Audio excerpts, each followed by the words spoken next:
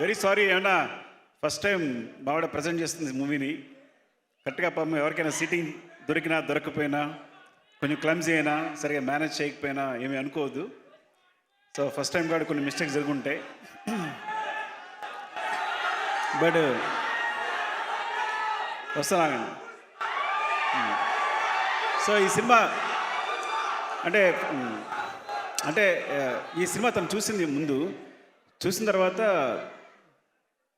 ఇంకా పగలబడి నవ్వింది, చాలా నవ్వానని చెప్పి ఇంకా ఫ్రెండ్స్ తీసుకెళ్ళింది, మొత్తం మా ఫ్యామిలీ అందరినీ తీసుకెళ్ళి అంటే అందరికి చాలా బాగా నచ్చింది, తను బాగా నమ్మకం ఉంది. కానీ నన్ను చూడాలంది. నేను చూడాలని టైం దొరకట్లేదు, 3 hours కంపల్సరీ కేటాయించాలి. సరే హోమ్ థియేటర్లో లోడ్ చేయమని చెప్పాను. సో ఎలాగైతే ఒకరోజు చూశాను, చాలా నచ్చింది. కానీ ఇప్పుడు నన్ను బిజీలో నేను ఒక సినిమాని కాన్సన్ట్రేట్ చేసి నేను రిలీజ్ చేయడం చాలా టఫ్ అయిన విషయం. అదే చెప్పాను తనకి. సో ఇప్పుడు నేను చేయలేను, బికాస్ నా సినిమా క్లైమాక్స్ ఉంది, బిజీగా ఉన్నాను నేను, ఇప్పుడు నేనేం చేయలేను అని చెప్పాను. టిష్యూ దొరికిందా, టిష్యూ అని చెప్పండి.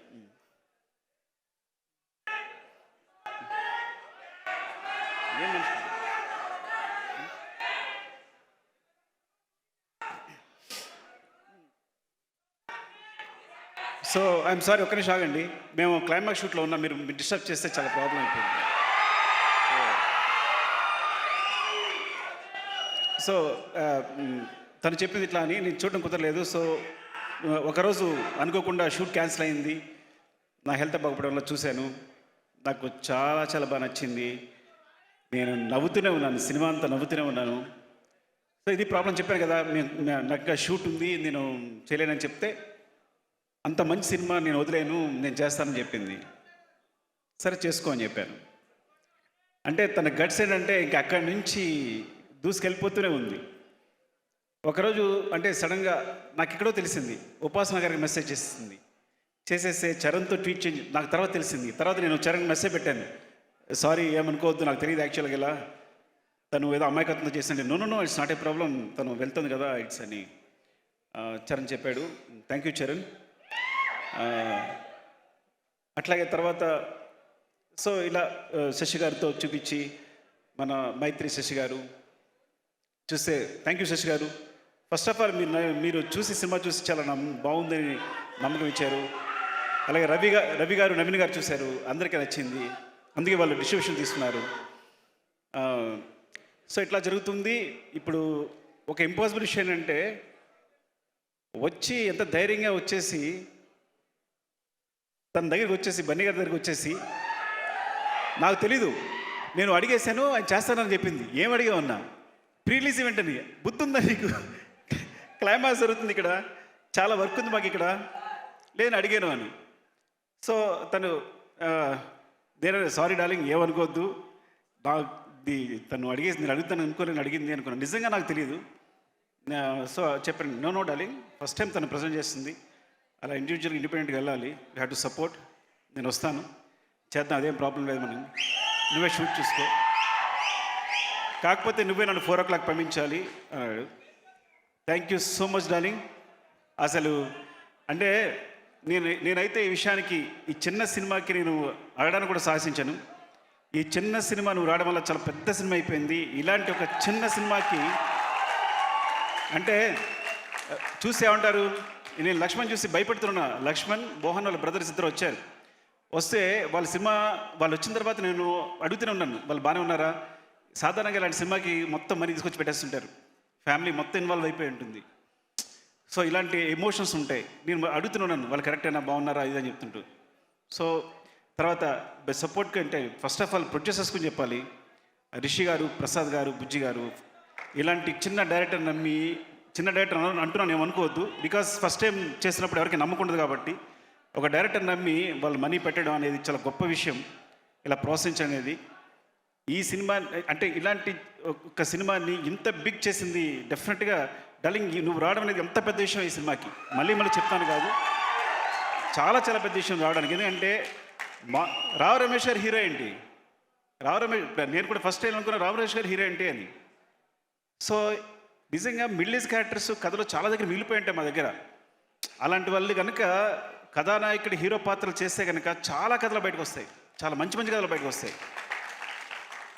తను బన్నీ ఒక మాట అంటూ ఉంటాడు, I want to be star, నేను మంచి పర్ఫార్మర్ కావాలి, అది కమర్షియల్స్ అయినా సరే.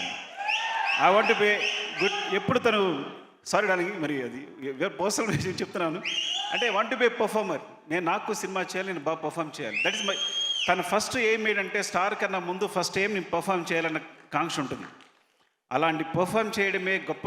ఒక పెద్ద హీరో ఒక తనున్న పొజిషన్లో పర్ఫామ్ చేయడమే గొప్ప విషయం అనుకుంటే కనుక అట్లా గొప్పగా పర్ఫామ్ చేసే రావు రమేష్ గారు కూడా is a biggest star. So perform చేసే ప్రతి ఒక్కరిని హీరోగా చూస్తాను నేను. సో మీకు అలాంటి స్టేజ్ దొరికింది రమేష్ గారు, అద్భుతంగా చేశారు. ఇలాంటి అవకాశం ఒక మంచి ఆర్టిస్ట్కి ఇలాంటి అవకాశం వస్తే ఏం చేయొచ్చు అన్నీ చేసేసారు మీరు. నిజంగా అద్భుతం మీరు చేసిందంతా. సో అలాంటి స్పేస్ దొరికింది మీకు. అలాంటి స్పేస్ లక్ష్మణ్ ఇచ్చాడు. Lakshman, you're awesome seriously. నేను క్లైమాక్స్కి వచ్చేసరికి కళ్ళ నీళ్ళు వచ్చేసి కింద పడి దొల్లిస్తాను నేనైతే. అండ్ ఆయన చెప్పారు, రావు రమేష్ గారు చెప్పారు ప్రతిదీ ఫస్ట్ టేకే అని. దాన్ని సిగ్గుపడుతున్నాయి ఏమనుకోవద్దు. టేక్ 1 అని, అన్నీ టేక్ 1 టేక్ 2 సార్ అని. అంత క్లారిటీ ఉంది నీకు, అంత సింపుల్గా అంత చిన్న బడ్జెట్లో సినిమాని అంత గొప్పగా అంత అద్భుతంగా తీసావు. Wish you all the best. చాలా చాలా పెద్ద హిట్ అవ్వాలని కోరుకుంటున్నాను ఈ సినిమా. అందరికీ ఎవరైనా ఎడిటర్ అయినా మన భాస్కర్ భట్ల గారు థ్యాంక్ యూ సో మచ్ అండి. మీ సాంగ్ చాలా పెద్ద హిట్. అండ్ చంద్రబోస్ గారు ఇన్వాల్వ్ అయినారు ఇందులో. చంద్రబోస్ గారికి అండ్ మన మ్యూజిక్ డైరెక్టర్, ఎడిటర్ ఇంకెవరైనా ఇంద్రాజ్ గారు, మీరు ఇంకా అలాగే ఉన్నారు. Thank you so much. And ఎవరైనా మర్చిపోతే ఏమనుకోవద్దు మీరు. శ్రీహరి గారు అండ్ లక్ష్మణ్ బ్రదర్ మోహన్ గారు, అందరికీ wish you all the best. ఈ సినిమా చాలా పెద్ద హిట్ కావాలని.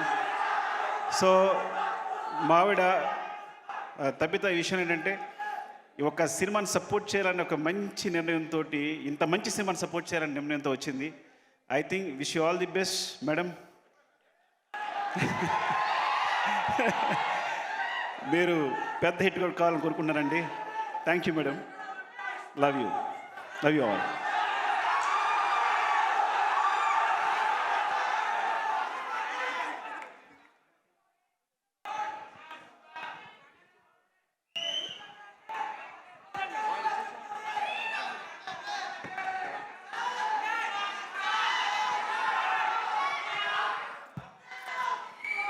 Okay, thank you so much Sukumar garu for supporting new producers, అలాగే డైరెక్టర్ అండ్ ఇంతమందిని సపోర్ట్ చేసినందుకు చాలా థ్యాంక్స్ చెప్తూ